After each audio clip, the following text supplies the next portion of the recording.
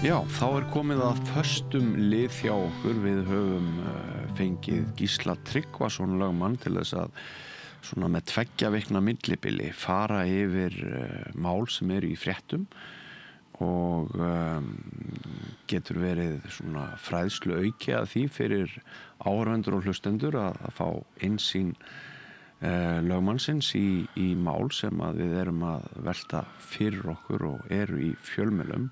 Vertu velkomin, Gísli. Takk. Við ætlum í dag að byrja á að skoða mál sem varðar ákvarðanir Mannréttindadómstóls Evrópu. Íslenska ríkið virðist hafa fyrnt ofbeldismál konu, heimilisofbeldi og manni svona sýnist að það kunni að vera eitthvað kynferðisbrotamál. Að sem sagt íslenska ríkið brotlegt fyrir að hafa ekki sinnt rannsókn sem skyldi þannig að málið fyrnist. Hverju geturðu bætt kannski við það sem að við vitum núna þetta mál að morgni þessa þriðjudags þegar þetta tekið upp? Já, við erum einmitt báðir bara nýbúin að sjá þessa frétt að morgni og þó við könnust líklega flest við fréttina fyrir nokkrum misserum þegar þessi mál fóru til Mannréttindadómstólsins að þá þetta svona svolítið yfirborðskennt en fyrst má segja að það eru semst allmörg mál sem að lögmaður sendir til Mannréttindadómstólsins og hann tekur 2 fyrir af 10 eða 15, ég man ekki alveg hvað mörg og má segja sýkna ríkið í öðru og telur það ekki hafa gerst brotlegt en í hinu þá hefur ríkið gerst brotlegt við nokkur ákvæði mannréttindasáttmála Evrópu og þá má minna á að Mannréttindadómstóll Evrópu kveður auðvitað upp dóma, ekki bara álit þannig að þetta það sem kallað er bindandi að þjóðarétti sem alþjóðalögin á milli ríkja og þó það sé svona í grunninn hafi ekki verið bindandi að landsrétti þá búið að bæði fullgilda náttúrulega fyrir löngu Mannréttindasáttmála Evrópu og lögbinda hann fyrir 30 árum þannig að nú síðustu svona 30 árin niðurstöður Mannréttindadómstólsins má segja meira bindandi fyrir ríki en kannski áður og hefur haft mjög mikil áhrif á réttarþróun hér. Ég hef ekki tölu á því hvað íslenska ríkið hefur verið dæmt oft fyrir brot gegn mannréttindasáttmálanum. Eitt fyrsta var það sem að sveitungi okkar Jón Kristinsson var dæmdur að mati dómstólsins ranglega að því að þar var sami maður stöðvunarskyldu fyrir norðan. Já, stöðvunarskyldu við Hamastígum minni mig en lögfræðilega var það merkileg í því máli að sami maður var í áratugi hér eða aldir að ákæra og dæma og það stóðst ekki nútíma réttarfar og hafði verið afnumið í öðrum ríkjum áratugum fyrir að miskusti en þetta gjörbreytti réttarfari hérlendis var enda byrjað að undirbúa það og nú hugsanlegt að þessi niðurstaða dómstólsins hafi þau áhrif til viðbót við annað að menn setji meira púður í að sinna alvarlegum ofbeldisbrotum og kynbundnum brotum betur. Já, það var ekki rætt við mannin áður en fyrningatíminn rann út. Nei, og þó að það séu líka til dómar þar sem að dómstólar segja, já, þetta pólitík, það pólitík hversu mikla fjármuni almannavaldið setur í alls konar þjónustu. Allmest frægur skaðabótadómur frá Danmörku þar sem að það var talið að, í undirriti var talið að ríkið hefði gerst brotlegt, sem rak spítala, fyrir að hafa ekki passað upp á einhver maður vaknaði rétt og hann kafnaði eða dó fyrir einhver mistök. En Hæstiréttur aftur sneri því við og sagði, það pólitík, hversu mikla fjármuni fjárlagavaldið, handhafa fjárlagavald setja í þetta. Þannig að þetta alltaf eins og í öryrkjamálinu aldamótin.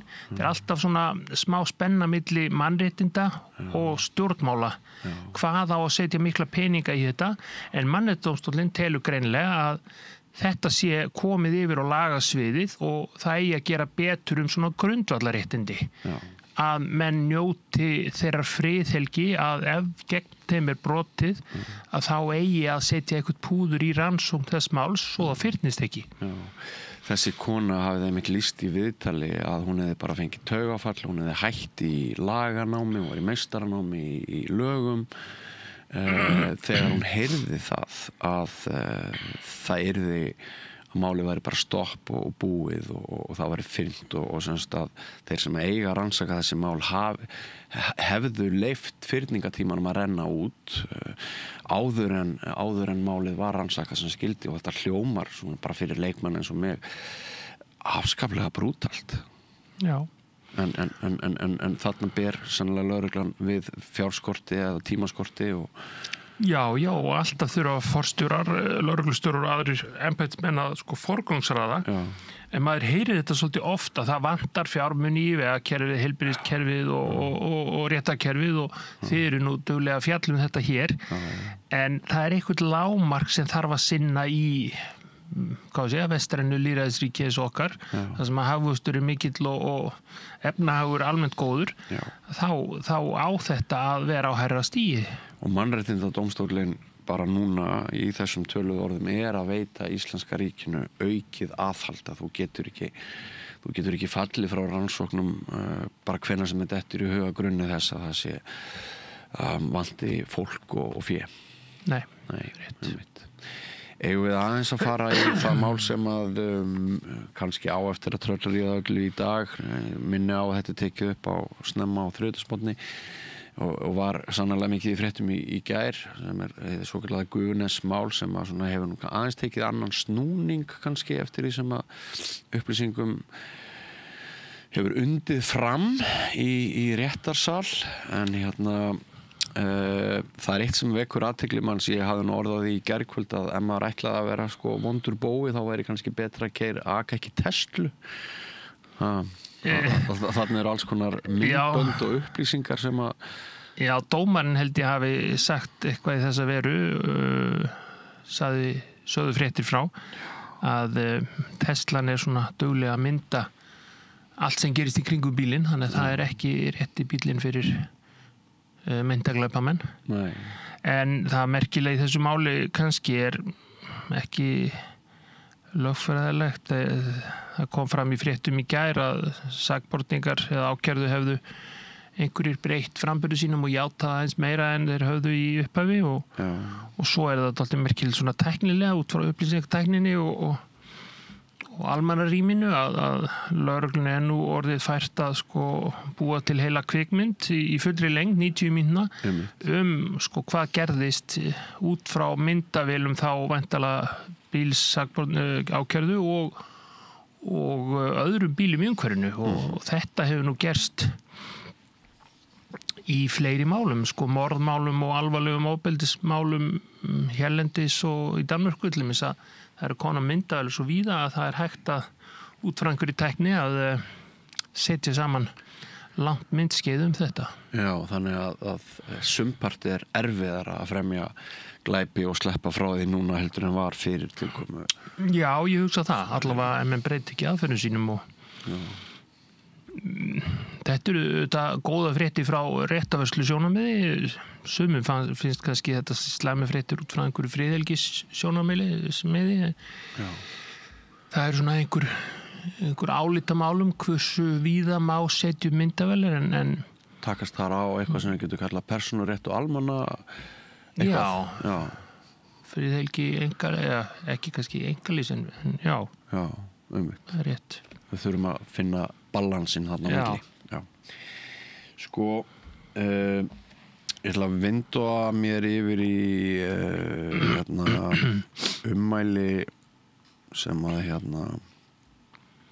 eru kannski að einhverju leyti viðkvæm að ég tók eftir því að það var haft eftir Snorra Másinni, hann sagði einhvers staðar þingmanni að það væru bara 2 kyn og það þetta hefur valdið usla eins og stundum þegar einhver hérna kemur með einhverja skoðun sem nú á skjön við það sem hefur verið viðurkennt í seinni tíð. Gæti fólk sem hefur látið breyta kyni sínu farið í mál við Snorra út af svona ummælum sem bent hefur verið á í fréttum af hálfu þeirra sjálfra að ali á fordómum, sleggjudómum og ekki mögulega hatursumræðu og eitthvað svoleiðis? Mér finnst nú ólíklegt að einstaklingar hver sig sem getur að verið 10 eða 100 sko geti farið í mál við þingmann út af svona ummælum. Það væri frekar að almannavaldið, lögreglan, tækja til skoðunar hvort þetta teldist einhvers konar hatursglæpur en mér datt það nú ekki í hug þegar ég sá einhverja umfjöllun þetta í síðustu viku. Það eru nokkur ákvæði í hegningalögunum sem að fjalla það sem kalla má hatursglæp eða slíkt. Það fyrstulega í 70. grein hegningarlaga sem fjallar sko ákveðnar refsingar ef þetta tengist einhvern veginn stöðumanns og uppruna eða fötlun eða einhver slíku, þá getur það skipt máli. Síðan í 233. grein A minni mig ákvæði sem verndar svona minnihlutahópa gegn smánandi ummælum og síðan í 108. grein 80. grein bann við að mismuna í verslun og þjónustu vegna minnihlutahópa eða stöðumanns. En ef við tökum þetta sem ég nefndi í miðuna 233. grein A sem svona aðal ákvæði sem varðar hatursglæpi þá finnst mér nú ólíklegt að sú pólitíska eða líffræðilega skoðun að það séu bara 2 kyn sko gefið til rannsóknar hvað þá sakfellingar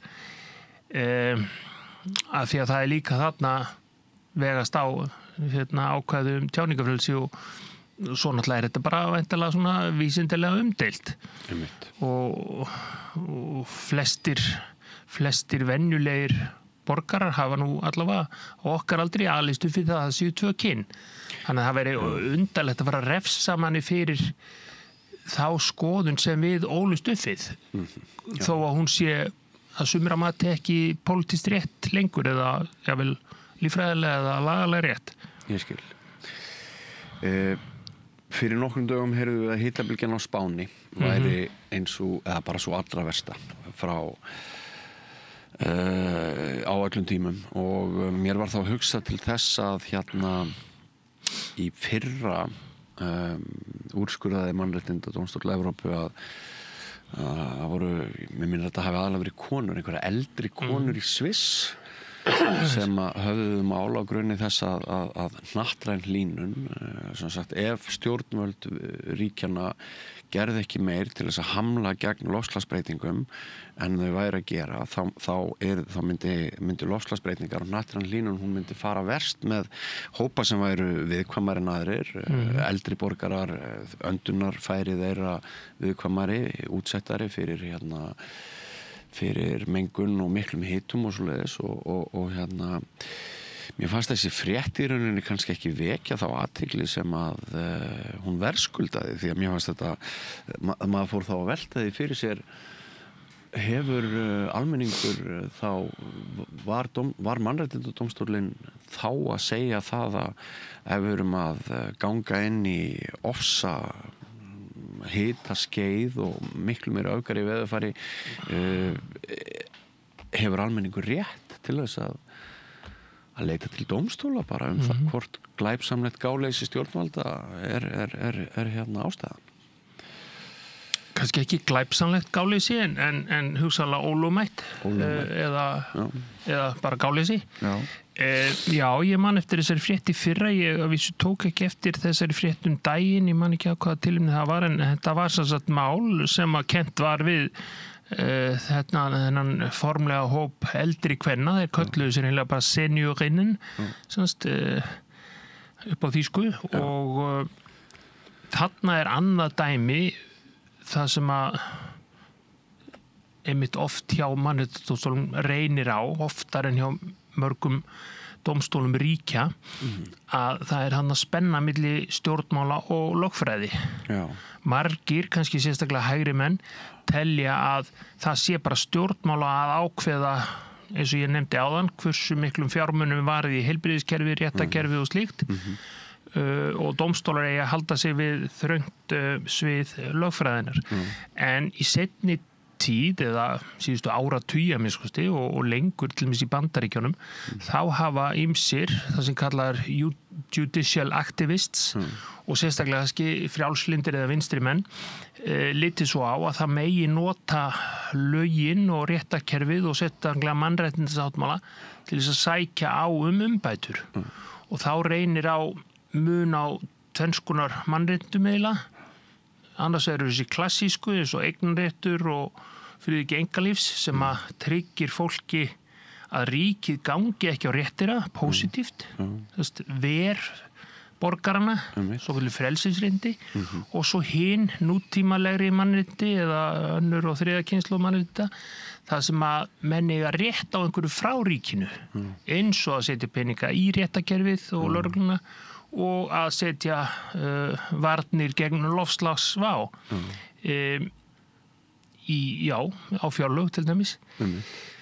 Og þarna hefur dómstólinni gengið nokkuð langt myndi ég nú segja inn á hið pólitíska svið að segja að því að það þurfa að passa upp á í þessu tilviki viðkvæma hópa og svona þjóðréttilega má segja að þeir sem getur helst farið í mál væru eyjar einhvers staðar það sem að væri ekki mikið hálendi það sem væri mest hætta á bara algjörum flóðum það myndi sökkva eyjunum þannig að þetta bara þróun sem á sér stað og ég man úr heila ekki hvort að þetta fór fyrir undir eða yfirdeild mannréttindadómstólsins en ég held að sé nú nýbúið að skrifa einhverja fína kandidatsritgerð þennan dóm þannig að það þetta sækir sér mikinn fróðleik þetta. Nú eru þúsundir manna látnir vegna þessara heitafíknar og enn og aftur bara ég kannski farin að hugsa eins og bandarískur borgari getur fólk farið í mál?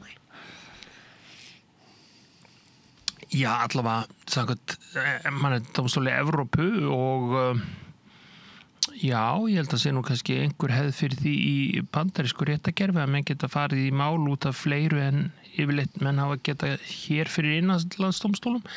Það væri sennilega erfitt fyrir íslenska borgara að fara í mál fyrir íslenskum dómstólum og segja ég krefst þess að þið gerir meira til þess að passa upp á almennt loftslagsmálin en það væri hugsanlega að fara í mál ef maður væri í brýnni hættu fyrir einhverju konkrétis og snjóflóðum hérlendis en þetta hafa menn almennt á Íslandi til dæmis rekið bara í hagsmunabaráttu fyrir alþingi eða sveitarstjórnum En ef íslenska ríkið myndi til dæmis bara ákveða að koma á fót og styrkja með beinum hætti mjög mengandi stóriðju hér sem hefði skaðlega áhrif á bara lungu bara þeirra sem byggju nálægt verksmiðjunni þá væri íslenska ríkið á mjög hálum ís.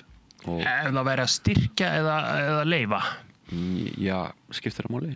Já, ég sé að kannski auðvitað að fara í máli ef að ríkið styrkir beinlínis og það geti varðað við annars konar reglur en ef það er bara að leyfa eitthvað þá myndi fyrst reyna á það samkvæmt innanlandsrétti þetta í samræmi við landslög og síðan myndi reyna á þetta með mannréttindadómstólinn og mannréttindasáttmálann. Mér finnst líka pólitík í þessum dómi mannréttindadómstólsins, erum við ekki sammála það? Jú. Já. 2 mál kannski í lokin, Gísli, það svo sem ekki stór mál, meira svona forvitnilegar pælingar bara að maður tók eftir því að það var slys þarna í akstursíþróttum helgina, fór nú heldur betur en á horfðist, en einhver 2 starfsmenn sem að slösuðust og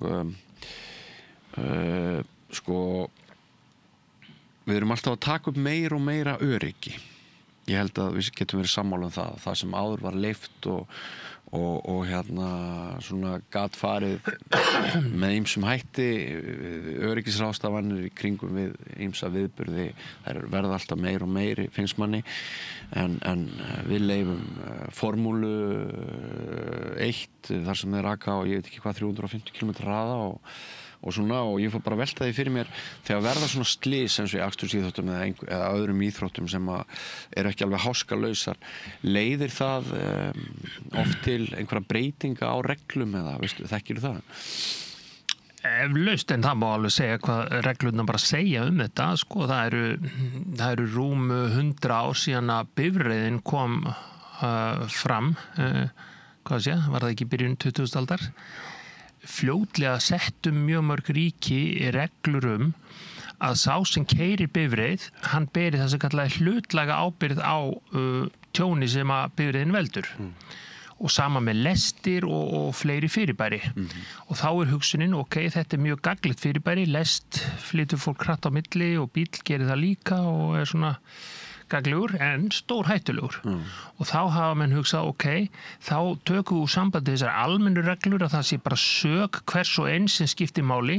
Það bara svo kallar hlutlæg ábyrgð sem gildir á bifreiðar eigandanum eða ökumanninum.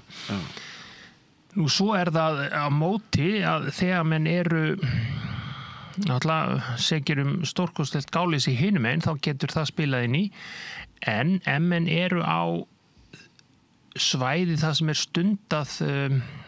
stundað mjög hættulegt athæfi eins og akstursíþróttir þá eru menn hugsanlega að taka á sig það sem kallar áhættutaka í skaðabótarétti og menn geta mist bótarétt en þá snýr maður í aftur að þegar það skipuleggjandi ábyrgð eins og við tölum síðast í sambandi við Reynifjöru og slíkt að þá kannski skipuleggjandi en ábyrgur fyrir því að skapa ramma sem að allavega áhörundur eru í lítilli hættu eða engri hættu.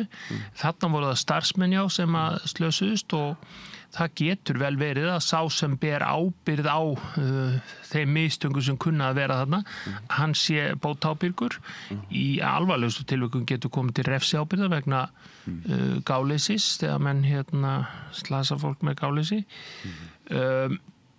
Þannig að ég hugsa að þetta hafi nú kannski fyrst og fremst eins og sagt var frá í fréttum í gær áhrif bara á öryggisreglur þessa íþróttasamband sem að stóð fyrir þessu.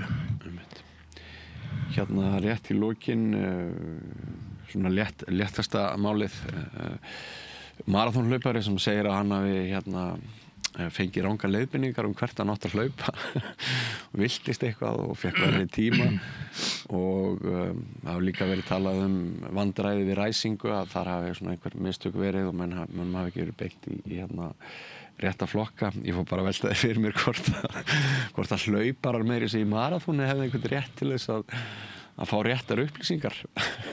Já, þarna erum við hins vegar komið dæmi, öfugt við akstursíþróttadæmi sem að auðveldlega fer inn á svið landslaga að þegar þetta bara svona léttvæg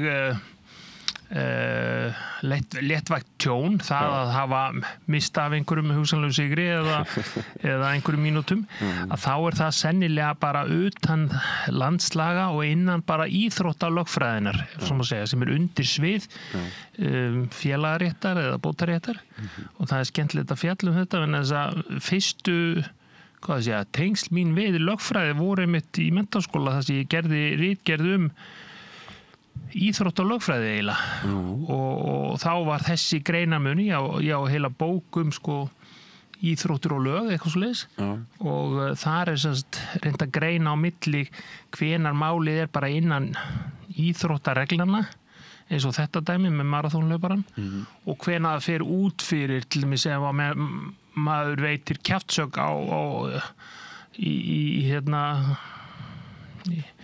á fótboltaleik á vellinum við annan leikmann eða dómara þá það komið yfir á landslögin en það hvort að gula eða rauða spjaldi var réttmætt eða hvort að leiðbeiningarnar voru réttar þá það innan annars réttarkerfis má segja þannig að það eru mörg réttarkerfi það innan félagsréttarkerfið og svo það landslögin og svo það alþjóðarétturinn eða þjóðarétturinn sem við ræddum á hann þannig að þetta eins og mörgum lögfræðingum þetta finnst og fleirum, þá þetta spennandi svið. Já, og án þessara siða, án þessara reglna, án þessara ramma væri erfitt að sjá fyrir sér að við allir þessir milljarðar mannkyns göngum lausir og séum með skipulag.